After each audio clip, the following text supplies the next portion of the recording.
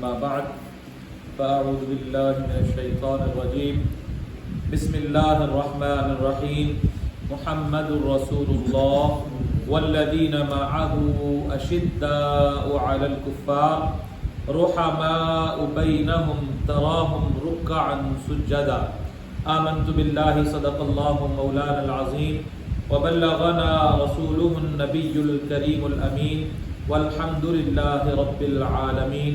درود پاک بآواز بلند اللهم صل على سيدنا ومولانا محمد وعلى آل سيدنا ومولانا محمد وبارك وسلم وصل عليه صلاة وسلاما عليك يا رسول الله وسلم عليك وعلى آلك وأصحابك يا حبيب الله.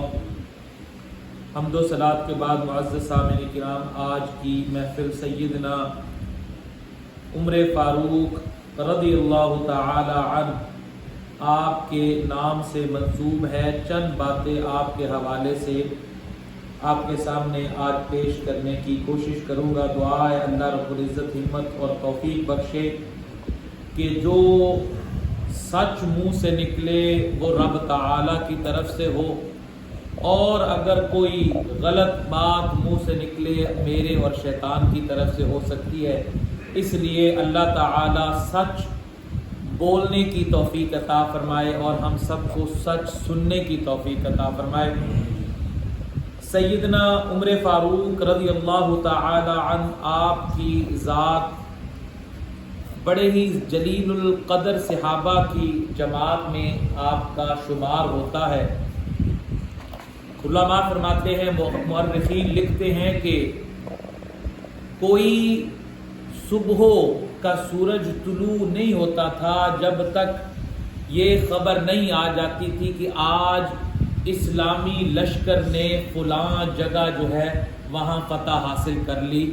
سیدنا عمر فاروق رضی اللہ تعالی عنہ کے زمانہ پاک میں بے شمار علاقے مسلمانوں کے لشکر اسلامی نے فتح کیے، اور علماء مؤرخین لکھتے ہیں کہ 36,000 مربع میل کی سلطنت پر اکیلے حاکم سیدنا عمر فاروق کی ذات تھی.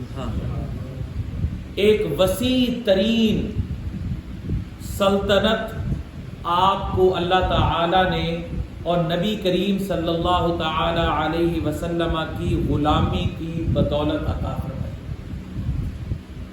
جہاں جہاں نام عمر فاروق کا لیا جاتا لوگ ہیبت سے کانپنا شروع کر دیتے. بہت ہی مشہور واقعات موجود ہیں، لیکن چند چھوٹے چھوٹے واقعات آپ کے سامنے پیش کرتا ہوں. تفسیروں میں ہے کہ ایک دفعہ اپنے دور خلافت میں سیدنا امیر المؤمنین سیدنا عمر فاروق رضی اللہ تعالی عنہ سفر فرما رہے تھے. ساتھ میں آپ کے کچھ غلام بھی، آپ کے ساتھ کچھ ساتھی بھی آپ کے ساتھ سفر کر رہے تھے. تھوڑی دیر کے بعد ایک علاقے میں جا کر آپ اچانک رک گئے اور آپ کی آنکھوں سے آنسو جاری ہو گئے. دیکھنے والے پوچھتے ہیں کہ اے امیر المؤمنین، یہ کون سی ایسی جگہ ہے جہاں آپ اچانک رک گئے ہیں اور پریشانی کا عالم آپ کے چہرے پر نظر آ رہا ہے، آنکھوں سے آنسو جاری ہیں، کیا وجہ ہے؟ کیا آپ کی طبیعت ٹھیک ہے؟ تو سیدنا عمر فاروق آگے سے جواب دیتے ہیں کہ یہ وہ جگہ ہے جہاں میں زمانہ جاہلیت میں اونٹ چرایا کرتا تھا، اور میں یہاں پہ اونٹ جو ہے وہ میرے قابو سے باہر ہو جایا کرتے تھے. کوئی اونٹ جو ہے وہ ادھر کو جا رہا ہوتا تھا، کوئی اونٹ ادھر جا رہا ہوتا تھا. جب میرے چچا آتے تو مجھے آ کے یہ حالات دیکھتے تو مجھے مارتے پیٹتے اور مجھے کہتے کہ قد لمبا اتنا تمہارا جسم بھی ہے اور تم اونٹ بھی قابو نہیں کر سکتے، اور مجھے وہ ظلم کی انتہا کر دیتے، لیکن مجھے سمجھ نہیں آتی تھی کہ ہر چیز جو انسانی جسامت اور پہلوانوں والا جسم ہونے کے باوجود، لمبا قد ہونے کے باوجود، شجاعت ہونے کے باوجود میں اونٹوں کو قابو ہی نہیں کر سکتا تھا، مار کھاتا تھا۔ لیکن آج حالات یہ ہیں جس وجہ سے مجھے رونا بھی آیا کہ آج حالات یہ ہے کہ اونٹ تو اونٹ 36,000 مربع میل، حیوانات تو اپنی جگہ پر، ان تمام علاقوں کے اندر جو انسان بستے ہیں ان کا حاکم بھی میں ہوں۔ اتنا علاقہ اللہ رب العزت نے مجھے عطا فرمایا، اور ان میں جو حیوانات ہیں، جو پرندے ہیں، جو اور مخلوق ہے، ان پر بھی، بلکہ زمین پر بھی اور ساتھ میں پانیوں پر بھی آپ کی حکومت اللہ تعالیٰ نے آپ کو عطا فرمائی۔ کہتے اسی بات پہ مجھے یہ رونا آ رہا ہے کہ عمر تیری کیا اوقات تھی جب تم نے نبی کی غلامی اختیار کی، دنیا کی تمام چیزیں تمہاری غلام ہو گئی۔ تو حضرت سیدنا عمر فاروق یہ اپنا واقعہ یاد کرتے ہوئے، اپنا وہ وقت یاد کر کے اپنے جو ساتھ میں ساتھی ہیں ان کو سناتے ہیں کہ یہ میرا کمال نہیں ہے، یہ کمال نبی کی غلامی کا ہے۔ اسی طرح حضرت علامہ شاہ ولی اللہ آپ فرماتے ہیں کہ یہ حضرت عمر فاروق کی جو سلطنت اور آپ کی جو حکومت ہے اس کے نیچے یہ بات لکھتے ہیں کہ ایک دن سیدنا عمر فاروق سرکار علیہ الصلوۃ والسلام کا دور پاک ہے، اور سیدنا عمر فاروق اپنی قمیص جو ہے وہ کہیں سے پھٹ گئی، اس کو سی رہے ہیں، اوپر والا جو بدن ہے وہ ننگا ہے، کیونکہ اپنی قمیض اتار کر اس قمیض جو جہاں پھٹی اس کو ٹانکا لگا رہے ہیں، سوئی کے ساتھ اس کو سی رہے ہیں۔ گرمی پڑ رہی ہے، سورج کی تپش جو ہے وہ آپ کے جسم پر پڑی، گرمی محسوس کی، تو مؤرخین لکھتے ہیں کہ سیدنا عمر فاروق نے اپنی نظر جو ہے وہ اٹھائی اور سورج کی طرف صرف آپ نے دیکھا۔ سیدنا عمر فاروق نے یہ غلامی رسول کا اثر دیکھیں کہ صرف آپ نے سورج کو دیکھا، اور اچانک جو چمکتا ہوا سورج تھا اس کی روشنی ختم ہو گئی، بالکل جو ہے وہ اندھیرا چھانا شروع ہو گیا۔ صحابہ کرام کی جو ہستیاں تھیں، صحابہ نے اچانک محسوس کیا، دوڑتے دوڑتے سیدنا رسول اللہ صلی اللہ تعالی علیہ وسلم کی بارگاہ میں حاضر ہو گئے کہ یا رسول اللہ کہیں قیامت تو نہیں آ گئی؟ کیا ہوا؟ نہ بارش کا معاملہ ہے، نہ کوئی ایسا طوفان آ رہا ہے، اچانک چمکتا ہوا سورج جو ہے اس کی تپش بھی ختم ہو گئی، اس کی روشنی بھی ختم ہو گئی۔ سرکار علیہ الصلوۃ والسلام نے صحابہ سے کہا عمر کدھر ہے؟ یہ شاہ ولی اللہ صاحب اپنی کتاب میں لکھتے ہیں کہ عمر کدھر ہے؟ صحابہ کرام چند صحابہ اٹھے، سیدنا عمر فاروق کو ڈھونڈنے کے لیے نکلے، دیکھا تو سیدنا عمر فاروق خود جو ہے اس معاملات کو دیکھ کر خود بھی سرکار کی بارگاہ میں حاضری کے لیے آ رہے تھے۔ آپ جب سرکار علیہ الصلوۃ والسلام کی بارگاہ میں حاضر ہوئے تو سرکار نے عمر فاروق سے پوچھا عمر کیا بات ہے؟ آج کوئی خاص بات ہے؟ کوئی جلال تمہارے؟ تو سیدنا عمر فاروق نے سرکار کی بارگاہ میں عرض کی یا رسول اللہ، اپنا پھٹا ہوا کرتا سی رہا تھا، جسم میرا اوپر والا ننگا تھا، تپش محسوس کی، گرمی محسوس کی، میں نے کوئی چیز اور کوئی بات اپنے منہ سے نہیں نکالی، صرف سورج کو میں نے دیکھا اور سورج جو ہے اس کا رنگ پھیکا ہو گیا، مجھے نہیں پتا یا رسول اللہ، میں نے کوئی ایسی بات نہیں کی۔ سیدنا رسول اللہ صلی اللہ تعالی علیہ وسلم نے عمر فاروق سے کہا، عمر اب جب تک تم سورج کو معاف نہیں کرو گے سورج کی روشنی واپس نہیں آئے گی۔ سرکار علیہ الصلوۃ والسلام نے عمر فاروق سے یہ کہا، یہ تیرے خوف اور ڈر کی وجہ سے اس کی روشنی چلی گئی، کیونکہ اس کی تپش کی وجہ سے تمہیں تکلیف ہوئی، تمہارا دیکھنا اس کے اوپر ڈر اور خوف طاری ہو گیا۔ جب تک معاف نہیں کرو گے بروز قیامت تک اس کی روشنی بحال نہیں ہوگی۔ یہ ہے سیدنا عمر فاروق کی ذات۔ آپ نے سرکار علیہ الصلوۃ والسلام کی غلامی اختیار کی۔ جب آپ نے اپنے آپ کو سرکار کی بارگاہ میں پیش کر دیا، اللہ رب العزت نے تمام جہان کو آپ کے قدموں پر نچا۔ تو سیدنا عمر فاروق رضی اللہ تعالی عنہ آپ بڑے ہی جلیل القدر صحابی اور پھر سرکار علیہ الصلوۃ والسلام کے ساتھی۔ یہ بڑا مشہور واقعہ کہ مدینہ شریف میں زلزلہ آ گیا، خلافت عمر کا دور ہے، آپ درہ جو ہے وہ اپنے ہاتھ میں رکھا کرتے تھے۔ کہتے ہیں نا کہ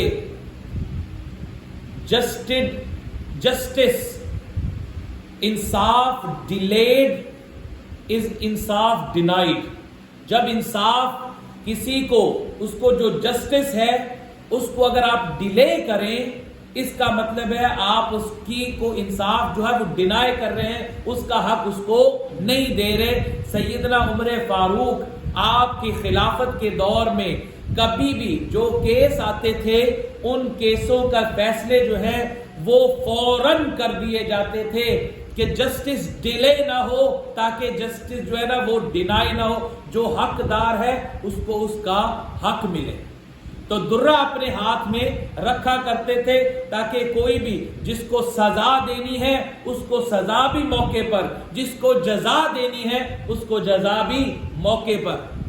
زلزلہ آ گیا، زمین کانپنا شروع ہوئی۔ سیدنا عمر فاروق آپ نے جب دیکھا کہ زمین ہل رہی ہے،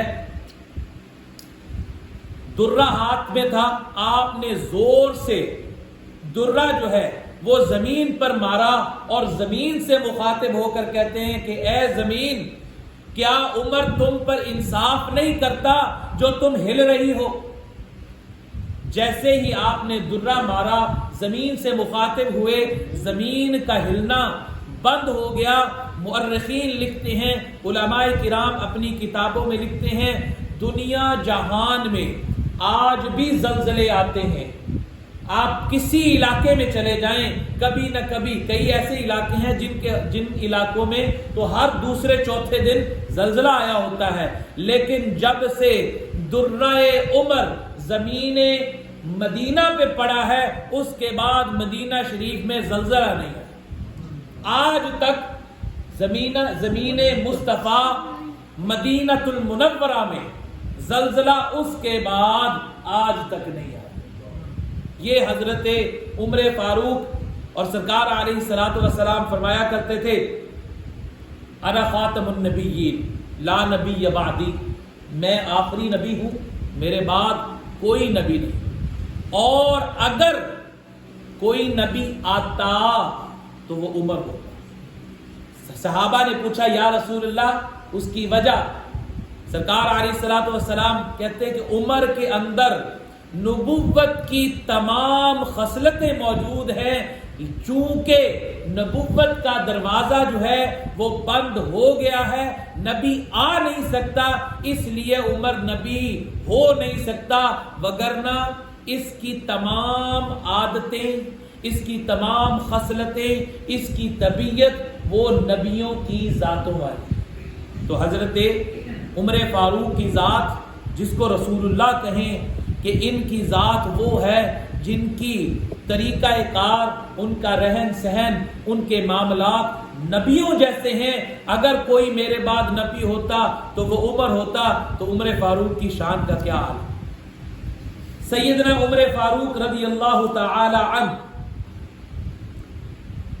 آپ کے بارے میں یہ جو گھٹیا باتیں کی جاتی ہیں کہ معاذ اللہ آپ کو اہل بیت سے محبت نہ تھی، بلکہ جو آج اہل بیت کی سے محبت کا دعویٰ کرتے ہیں، وہ دعویٰ کرنے کے ساتھ سیدنا عمر فاروق پر تبرہ کرتے ہیں، اس لیے یہ دکھانے کی کوشش کرتے ہیں کہ معاذ اللہ کے محبوب کا وہ یار جو اب بھی رسول اللہ صلی اللہ تعالی علیہ وسلم کے پہلو میں مدفن ہے، وہ ان کے اہل خانہ سے محبت نہیں رکھتا تھا، اپنی خلافت میں اس نے بڑے ظلم کیے۔ یہ تمام باتیں اس کے ضمن میں پہلے میں یہ بات، ایران فتح ہوا، ایران اس وقت جیسے آج رشیا اور امریکہ سپر پاور تھے، اسی طرح ایران جو تھا وہ اس زمانے میں سپر پاور کا درجہ رکھتا تھا۔ ایران کی فوجوں کے ساتھ ٹکراتے ہوئے دوسری پاوریں جو ہیں وہ 100 بار سوچتی تھی، لیکن غلام مصطفیٰ سیدنا عمر فاروق کے دور میں اس سپر پاور کو شکست ہوئی اور ایران فتح ہوا۔ مال غنیمت آیا تو سیدنا عمر فاروق خلافت کے اور منبر رسول پر بیٹھے ہوئے آپ نے تمام مال غنیمت آپ کے سامنے ہیں، آپ تقسیم فرما رہے ہیں۔ اس سے پہلے سرکار علیہ الصلوۃ والسلام کے دور میں سرکار نے ایک بشارت دی تھی۔ حضرت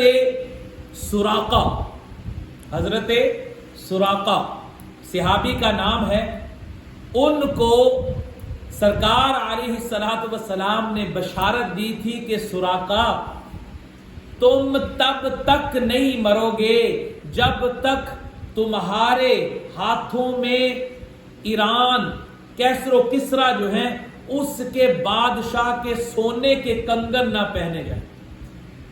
زمانہ سرکار علیہ الصلوۃ والسلام اس وقت یہ دور صحابہ کو بھی پتا تھا کہ ایران کی سپر پاور فوج ان کی کیا حالت ہے۔ بہرحال حضرت سراقہ نے یہ بات نبی کریم صلی اللہ تعالی علیہ وسلم کی ذات سے یہ سن رکھی تھی۔ ایران حضرت عمر فاروق کے دور میں فتح ہوا، مال غنیمت آیا۔ اس وقت علماء لکھتے ہیں کہ حضرت سراقہ کی جو عمر ہے وہ 100 سال سے تجاوز کر گئی تھی، اوپر چلی گئی تھی۔ جب کبھی کوئی حضرت سراقہ سے عیادت کرنے جاتا، ان سے احوال پوچھنے جاتا، بوڑھے ہو گئے، ظاہر سی بات ہے یہ فطرتاً اور اللہ تعالیٰ کی مشیت اسی طرح ہے کہ آخر کار موت ہے۔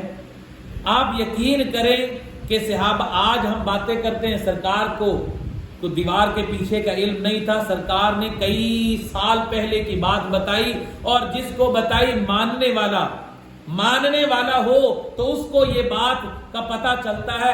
پتہ تھا کہ میرے نبی کے منہ سے بات نکلی ہے، پوری ہو کے رہے گی۔ حضرت سراقہ سے جب کوئی عیادت کرنے جاتا تو آگے سے خود کہتے ابھی میں مروں گا نہیں، ابھی میری موت کا وقت نہیں آیا۔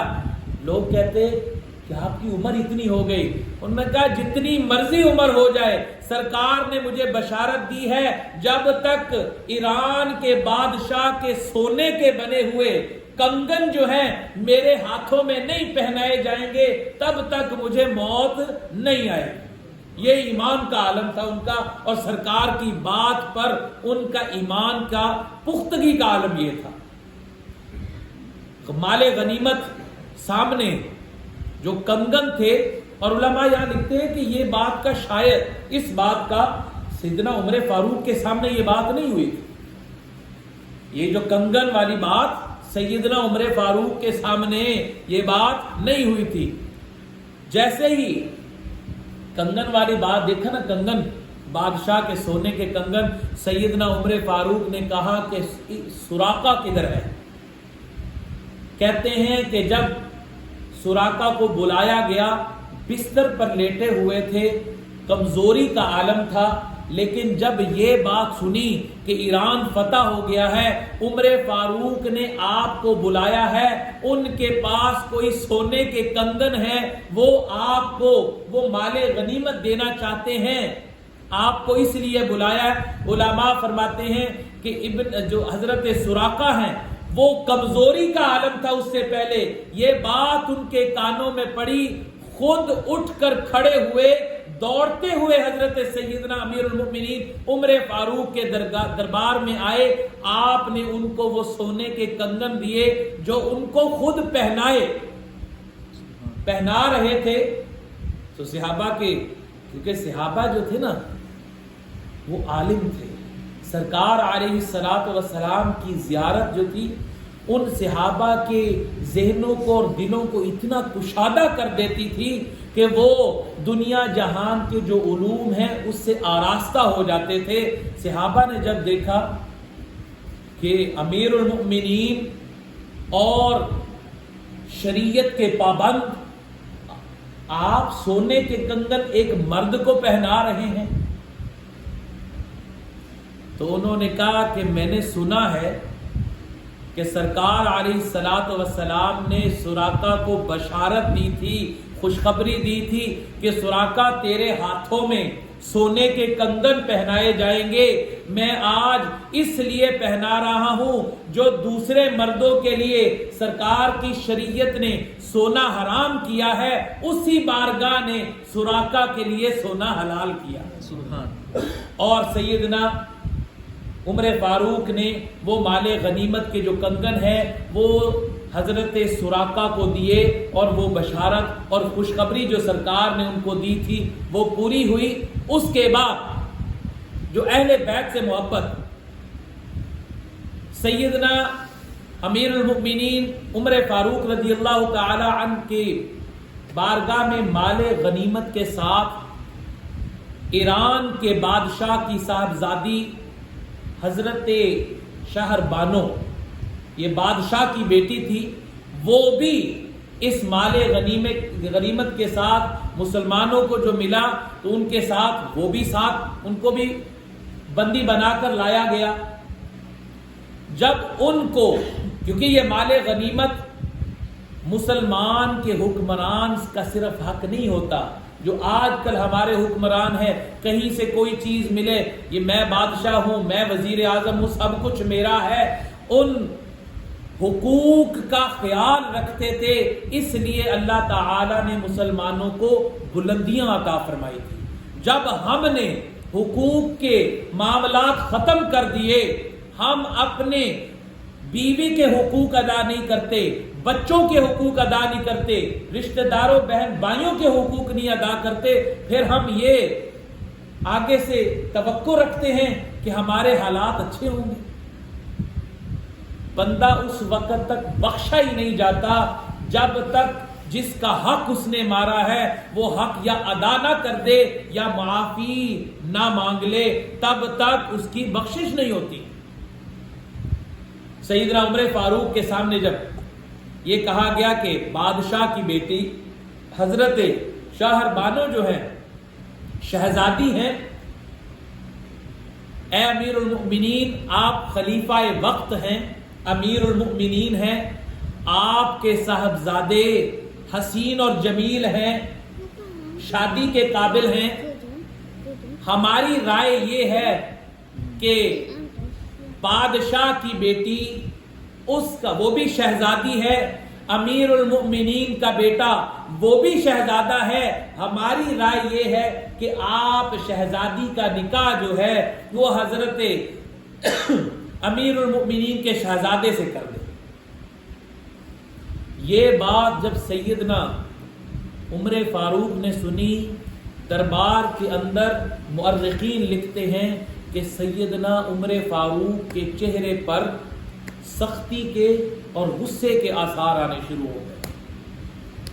آپ نے غصے کے ساتھ اس بات کی تردید کی اور کہا شہزادی ہے تو شہزادے کے لیے، اور آگے سے سوال کرتے ہیں دربار والوں کو، آئینہ حسین بن علی، حسین ابن علی کہاں ہے، اور اس کو بلایا گیا، سیدنا امام پاک امام حسین پاک کو بلایا گیا، اور سیدنا عمر فاروق کھڑے ہو کر وہاں سے ان سے کہتے ہیں کہ مجھے یہ تجویز دی گئی کہ سید حضرت امیر المؤمنین کے بیٹے سے شہر بانو کی، حضرت شہر بانو کی جو شہزادی ہے اس کا نکاح کر دیا جائے۔ ان کو یہ نہیں پتا میں غلام ہوں، آپ کے نانا کا غلام ہوں، شہزادے تو آپ ہیں، میں آپ کی بارگاہ میں شہر بانو کا جو ایران کے بادشاہ کی بیٹی ہے اس کو آپ کی سامنے پیش کرتا ہوں، یہ مال غنیمت اور تحفہ قبول فرمائیے اور ان سے نکاح فرمائیے۔ اور پھر دربار والوں سے آپ نے کھڑے ہو کر کہا آئندہ اگر غلام کو کسی نے شہزادہ کہا تو میں اس کو سزا دوں گا۔ غلامی رسول کا یہ عالم تھا، اور غلامی اہل بیت کا یہ عالم تھا، جس کے بارے میں آج لوگ طرح طرح کی باتیں کرتے ہیں کہ معاذ اللہ سیدنا عمر فاروق جو ہے انہوں نے سیدہ فاطمہ پر ظلم ڈھائے، اہل بیت کے ساتھ بغض رکھتے تھے۔ سیدنا صدیق اکبر کے بارے میں بھی یہی باتیں کی جاتی ہیں۔ معزز سامعین کرام، یہ اہل سنت کا ہرگز عقیدہ نہیں ہے، بلکہ علماء کی کتابوں میں لکھا ہوا ہے۔ جو صاحبین اور شیخین جو حضرت ابو بکر صدیق اور عمر فاروق، ان کی شان میں یہ علماء اہل سنت کی کتابوں میں ہے کہ جو ان دونوں کی شان میں گستاخی کرے میں ان کو مسلمان ہی تصور نہیں کرتا۔ اس کی ایک بڑی وجہ یہ ہے کہ سیدنا صدیق اکبر رضی اللہ تعالی عنہ آپ کو سرکار نے اپنی زندگی میں مصلح امامت سونپ دیا۔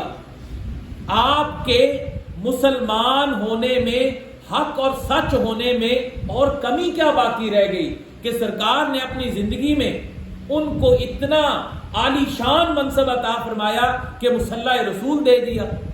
اور سیدنا عمر فاروق کے بارے میں آپ نے کہا اگر میرے بعد کوئی نبی ہوتا تو وہ عمر ہوتا۔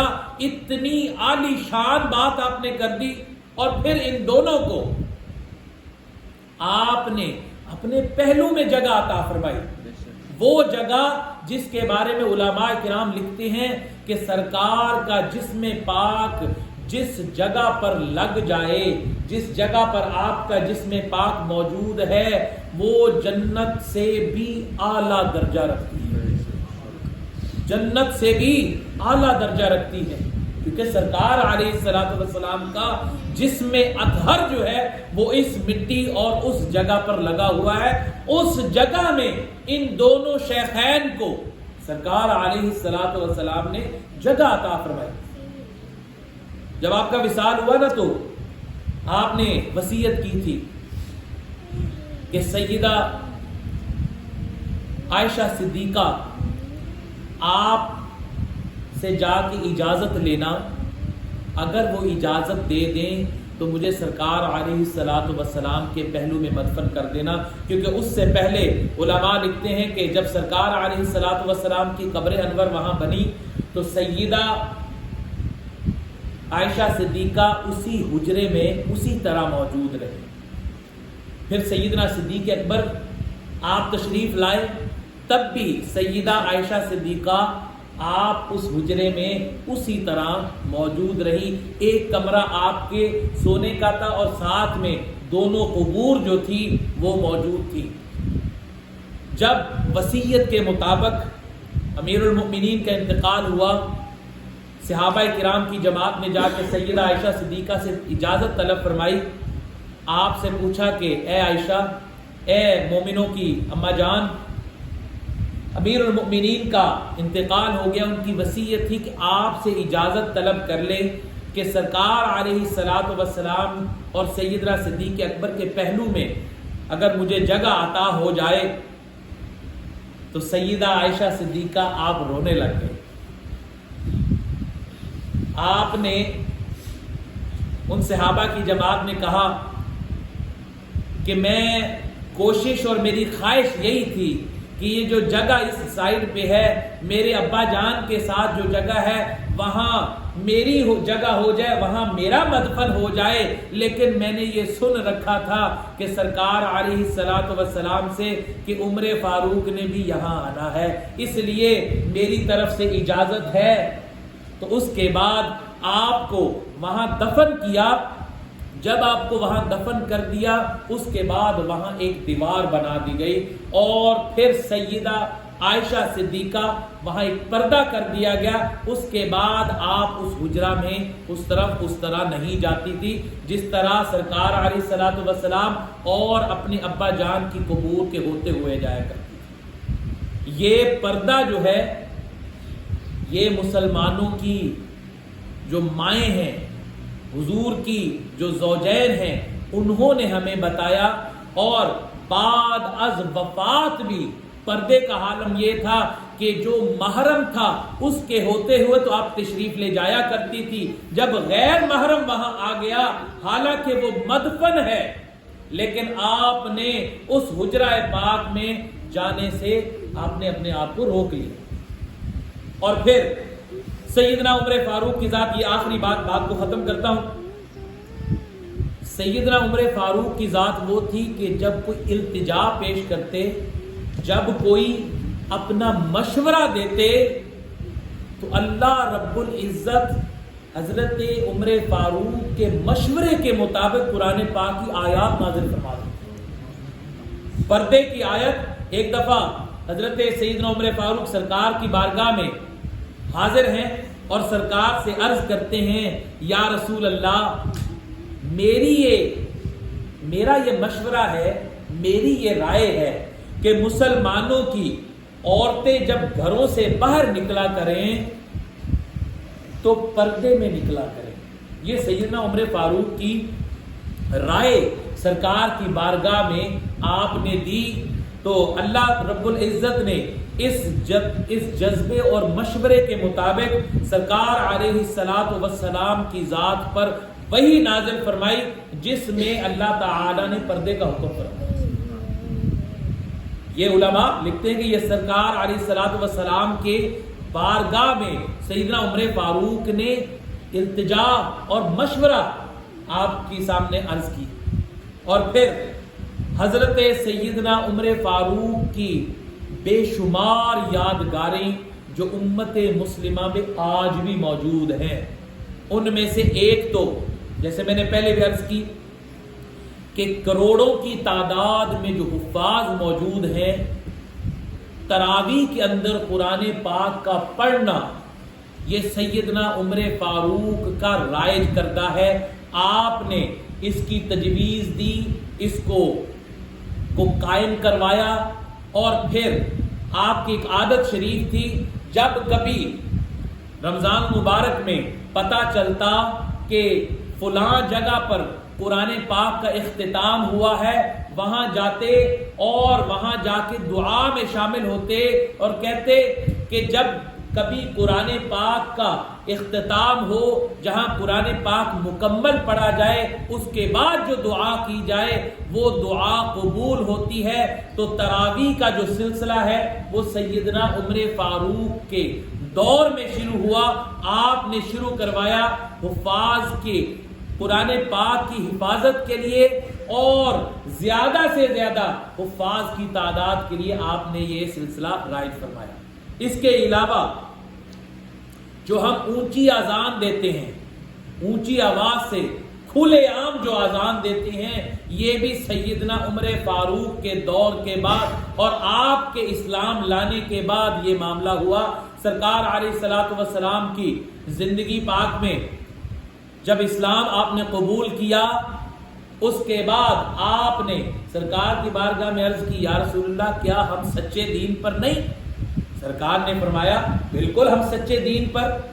تو آپ نے کعبۃ اللہ شریف کی چھت پر کھڑے ہو کر آپ نے اوپنلی اونچی آواز میں اذان دی. اس کے بعد مسلمانوں نے اس دور کے بعد مسلمانوں نے ہر اپنے آنے والے وقت میں اذانیں اونچی آواز سے دینی شروع کر دی، اور یہ بھی یادگار عمر فاروق ہے، اونچی آواز میں اذان دینا بھی آپ کی یادگار ہے۔ اور پھر جو سن ہجری جو ہم لکھتے ہیں، جو یہ تاریخ کا سلسلہ ہے، یہ بھی سیدنا عمر فاروق کی بارگاہ میں ذات کے بارے میں یہ لکھا جاتا ہے کہ آپ نے اس معاملے کو شروع کروایا، اور تاریخ اور کیلنڈر کا جو سلسلہ ہے آپ کے دور خلافت میں آپ نے اس کو باقاعدہ شروع کروا کر عام کروایا۔ جو آج ہم تاریخوں کا کچھ نہ کچھ حوالہ دے لیتے ہیں، اس میں بھی سیدنا عمر فاروق کی یادگار شامل ہے۔ تو مسلمانوں کی امت مسلمہ پر آپ کے ہزارہاں چیزیں ایسی ہیں جو آپ کی وجہ سے مسلمانوں میں پائی جاتی ہیں، اور مسلمانوں پر آپ نے کئی احسانات کیے۔ جب بات حق کی آتی، حقوق کے معاملات میں، ایک دفعہ کیونکہ لمبا قد اور کشادہ جسامت، مال غنیمت میں سے کچھ مال آیا تو کپڑا تھا، اس کپڑے میں سے آپ نے کپڑا سب کو ایک ایک جو آتا تھا ان کے حصے میں سب کو دیا۔ ایک کپڑا جو ہے، ایک ہی کپڑا آپ کے حصے میں آتا تھا، آپ نے وہ لے لیا۔ جمعے کا موقع ہے، آپ منبر رسول پر کھڑے ہیں، جمعے کا خطبہ دے رہے ہیں، اور وہی کپڑا جو صحابہ کو آپ نے مال غنیمت کے طور پر دیا تھا، اسی کپڑے سے آپ کا لباس بنا ہوا ہے، اور آپ خطبہ دے رہے ہیں۔ دوران خطبہ ایک صحابی کھڑا ہو جاتا ہے اور حضرت عمر فاروق کو ٹوک کر کہتا ہے، آپ حقوق کی بات کر رہے ہیں، لیکن آپ نے ہمارے حق پر ڈاکہ ڈالا ہے۔ جو لباس آپ نے پہنا ہوا ہے، اس لباس میں جتنا کپڑا ہم کو ملا ہے، اگر تو آپ کو اتنا ملا ہے، آپ کا لباس نہیں بن سکتا۔ چونکہ آپ کا لباس پورا ہے، اس کا مطلب ہے آپ نے ہمارے حق پہ ڈاکہ ڈالا ہے۔ یہ بات سن کر علماء لکھتے ہیں کہ سیدنا عمر فاروق آپ نے سر جھکا لیا، خاموش ہو گئے، آنکھوں سے آنسو جاری ہو گئے۔ ابھی قریب تھا کہ آپ شاید بیٹھ جاتے یا گر جاتے، آپ کا بیٹا کھڑا ہوا اور اس نے بڑے بھرے مجمع میں یہ اعلان کیا کہ میرے ابا جان پر آپ جو یہ بات کر رہے ہیں، یہ بالکل سراسر غلط ہے۔ جو مال غنیمت کی چادر میرے حصے میں آئی، وہ میں نے اپنے ابا جان کو دے دی، اور ان سے کہا کہ اے امیر المؤمنین، آپ اپنا نیا لباس بنا لے، کیونکہ آپ کے لباس پر 17 ٹانکے موجود تھے۔ 17 ٹانکے پیوند آپ کے لباس پر لگے ہوئے ہیں، خلیفۃ المؤمنین ہیں۔ اچھا نہیں لگتا کہ خلیفہ کی حالت ایسی ہو، تو میں نے اپنا حصہ اپنے ابا جان کو دیا، جس کی وجہ سے انہوں نے اپنا لباس بنایا، کسی کے حق پہ ڈاکہ نہیں ڈالا۔ اور سیدنا عمر فاروق کہا کرتے تھے، اگر کسی جگہ پہ میری خلافت کے علاقہ خلافت، دور خلافت کے اندر کسی جگہ پر کوئی بھوکا کتا بھی اگر مر جائے گا تو اس کا حساب بھی عمر سے لیا جائے گا۔ اس لیے آپ حقوق کے اتنے پابند تھے کہ اللہ تعالی نے آپ کو پھر وہ منصب عطا فرمائے کہ جس کی وجہ سے اپنے تو ان کے معاملات چھوڑ گئے، غیروں نے ان کی جو ریاست ہے ان سے چیزیں سیکھ کر اپنی ریاستیں اور فلاحی اور انصاف والی ریاستیں قائم کر لی۔ مسلمانوں کی غفلت اور بدقسمتی یہ ہے کہ جن کی وجہ سے ہم نے اسلام قبول کیا، جس سے ہمیں اسلام سیکھنا چاہیے تھا، ہم نے ان کو چھوڑ دیا۔ ہم نے ان سے اپنے آپ کو پابند کر لیا ہے، اور ہم ان کا پیچھا کرتے ہیں جو اسلام سے دور لے کے جاتے ہیں۔ رحماء بینہم، مسلمان آپس میں ایک دوسرے کے ساتھ محبت رکھتے ہیں۔ آج حالت یہ ہے کہ ہم غیر مسلم کے ساتھ تو محبت اور بھائی چارہ رکھ لیتے ہیں، ان کے ساتھ تو ہم محبت کے ساتھ good morning, good afternoon, hello hi ہماری ہو جاتی ہے، لیکن مسلمان سامنے آ جائے تو سلام تک کی ہمارے اندر جو ہے وہ اخلاقی جرت نہیں ہوتی کہ مسلمان آ رہا ہے ہم اس کو سلام کر لیں. ایک دوسرے کے ساتھ اگر نقصان پہنچانا ہے تو مسلمان کو نقصان پہنچا رہا ہے، مسلمان اپنے بھائی کا گلا کاٹ رہا ہے، اس کا حق مار رہا ہے اور دوسروں کے سامنے ہاتھ جوڑ کر کھڑا ہوا ہے. ہم امت مسلمہ ہیں، ہمیں اللہ تعالی کے جلیل القدر اور سب سے حبیب رسول اس نے ہمیں عطا فرمایا اور سب سے اشرف المخلوقات انسان بنا کر ہمیں سب سے عالی مرتبت دین عطا فرمایا، لیکن ہم اپنے دین کی پیروی کرنے کے بجائے دوسرے دینوں کی پیروی کرنا شروع ہو گئے ہیں.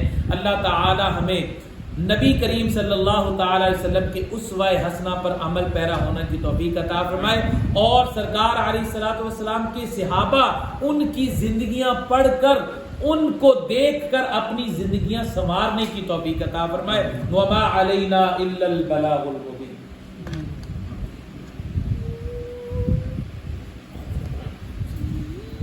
اعوذ باللہ من الشیطان الرجیم. بسم اللہ الرحمن الرحیم.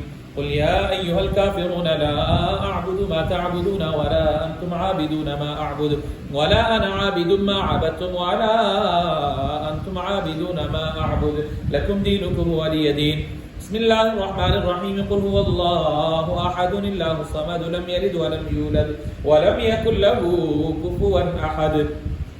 بسم الله الرحمن الرحيم. قل أعوذ برب الفلق من شر ما خلق ومن شر غاسق إذا وقب ومن شر النفاثات في العقد ومن شر حاسد إذا حسد. بسم الله الرحمن الرحيم. قل أعوذ برب الناس ملك الناس إله الناس من شر الوسواس الخناس الذي يوسوس في صدور الناس من الجنة والناس. بسم الله الرحمن الرحيم. الحمد لله رب العالمين الرحمن الرحيم مالك يوم الدين إياك نعبد وإياك نستعين اهدنا الصراط المستقيم صراط الذين أنعمت عليهم غير المغضوب عليهم ولا الضالين آمين.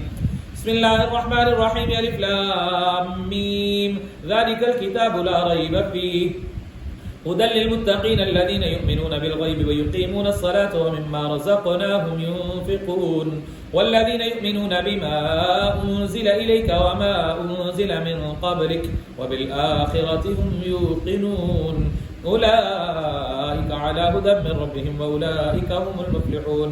وإلهكم إله واحد لا إله إلا هو الرحمن الرحيم.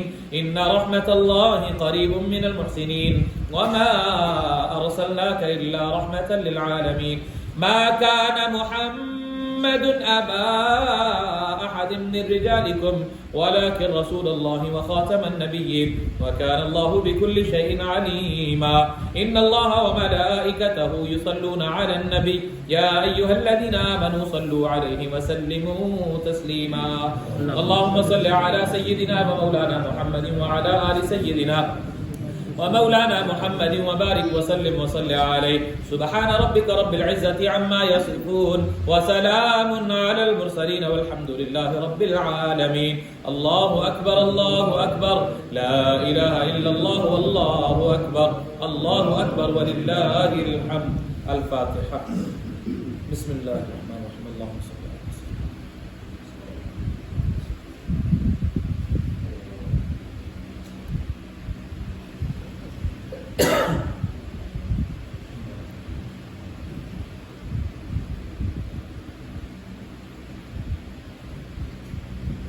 اللهم صل على سيدنا ومولانا محمد وعلى آل سيدنا ومولانا محمد وبارك وسلم وصل عليه.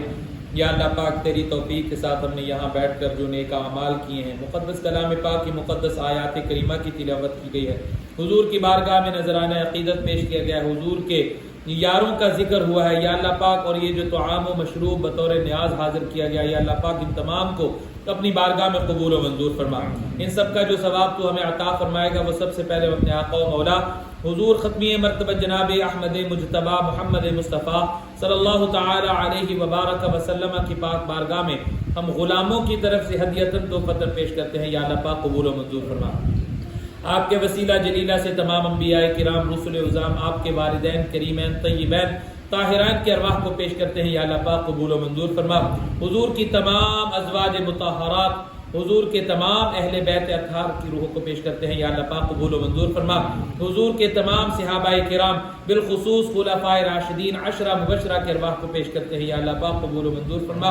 حضور کی امت کے تمام شہدائے بدر، احد، حنین اور بالخصوص شہدائے کرب و بلا کی پاک بارگاہوں میں پیش کرتے ہیں، یا اللہ پاک قبول و منظور فرما۔